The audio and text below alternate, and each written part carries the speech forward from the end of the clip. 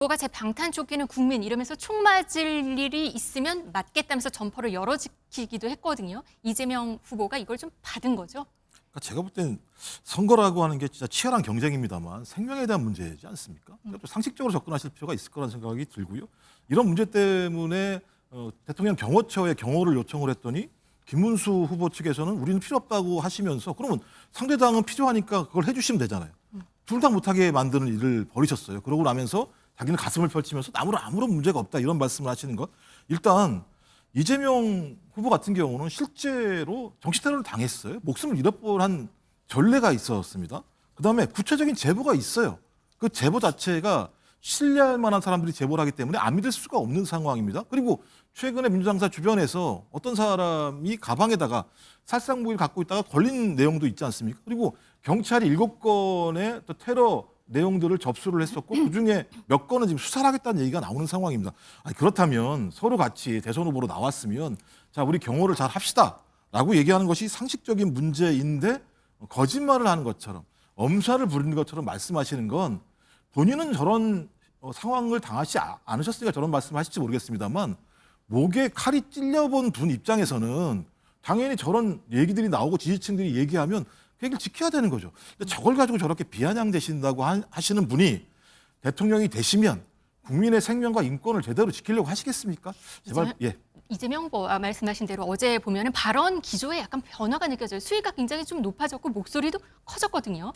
아니 화 안 나시겠습니까? 화가 나신 만약에 것 그런 같아요. 얘기하면 화 안 나시겠냐고요. 상식적으로. 저희가 상식적인 얘기를 하게 되면 이성적인 토론을 해야 되는 겁니다만 다른 것도 아니고 테러 위협들이 구체적이고 본인이 받은 바가 있었고 그런 내용들이 현실적으로 보여지고 있는데 자 나는 아무 문제 없으니까 딱 까면서 당신도 까 이렇게 말씀하시는 건 제가 볼 때 우리가 생각하는 보편적이고 상식적인 대화 또는 선거운동의 기본을 갖다가 저는 저버린 내용들이기 때문에 저도 화날 것 같아요. 그렇게 하시지 말라고.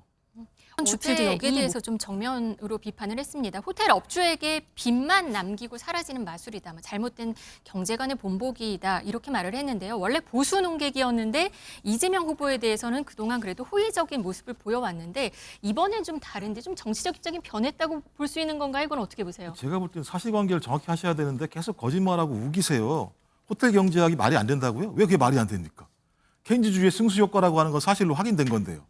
이건 사실이에요. 정규재 씨가 말씀하시는 내용들에 의하면 70% 정도밖에 뭐가 문제가 되게 되면 그 문제와 관련해서 30%밖에 남지 않으니까 소비를 할 수 없다고 말씀하시는데 30%의 승수 효과는 나는 거예요. 그다음 70%가 되게 되는 원재료 같은 경우도 원재료를 생산하는 분들한테는 승수 효과가 나는 거예요. 그런 부분에 대해서는 아무런 말씀을 하지 않으세요. 근데 이 재정적 투입을 누가 하느냐? 대부분 정부가 많이 합니다. 정부가 하는 이유 중에 하나는 경제가 매우 불황일 때 어떤 그 경제의 마중물을 집어넣기 위해서 하는 건데 이게 누가 했느냐? 신자유주의 경제학파의 창시자라고 얘기하는 밀튼 프리드만이 1969년에 헬리콥터 머니라고 얘기해서 경제가 매우 안 좋으면 정부가 돈을 살포해서라도 경제의 마중물을 만들어 달라고 얘기했어요.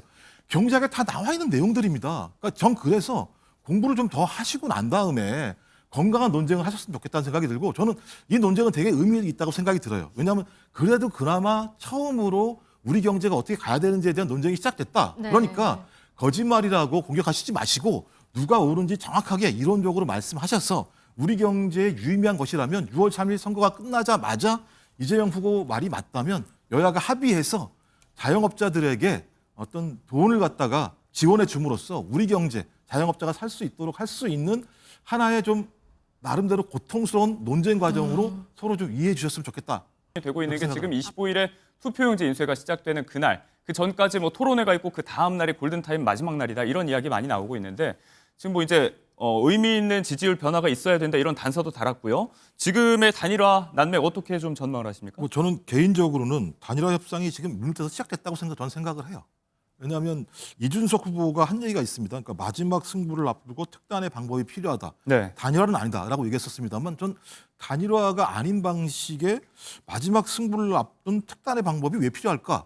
전 이건 누가 말하듯이 이재명 후보를 막기 위해서 네. 보수 후보들이 어떤 형태로든지 단일화와 유사한 효과를 내야 되는 거 아닌가라고 하는 어떤 이준석 후보의 생각이 아닌가라는 이런 생각이 들고요. 또 하나는 친윤 어떤 의원인지 모르겠습니다만 당권 거래라고 하는 부분들을 전화로 얘기했다는 거잖아요. 네네. 그렇다면 이게 사실인지 아닌지 좀 확인할 필요가 있을 거라는 생각이 들고요. 이 정도 상황이라면 당권을 이준석 후보에게 넘겨주고 김문수 후보가 단일화를 하겠다라고 하는 프로그램 자체가 네. 친윤 의원들을 중심으로 작동한 것이 아닌가라는 생각이 들고 또 중진 의원 중에 일부는 동탄 모델까지 얘기했다고 얘기를 합니다. 그러니까 이준석 후보가 화성에서 승리한 케이스를 얘기했다라고 하는 생각이 들기 때문에 이미 단일화는 무문제에서 시작이 됐다라는 것 하나하고 또 하나는 이준석 후보 자체가 좀 한계가 명확한 측면이 있습니다. 예. 그러니까 10%를 넘지 못하는 지지율을 가지고 있고요. 두 번째로는 비호감도가 매우 높기 때문에 단일화의 효과를 내기가 어려운 상황이고 네. 세 번째로 10%를 넘지 못하게 되면 선거 비용을 보전받지 못하는 부분이 분명히 있습니다. 네. 이러한 상황 자체와 맞물려서 단일화라고 하는 계기를 통해서 이준석 후보가 대선 이후에 본인의 정치적인 어떤 영역들을 확보하기 위한 선택들을 할 수도 있다라고 네. 하는 것이 조금은 더 설득력 있는 접근이 아닐까 생각이 듭니다. 네, 이런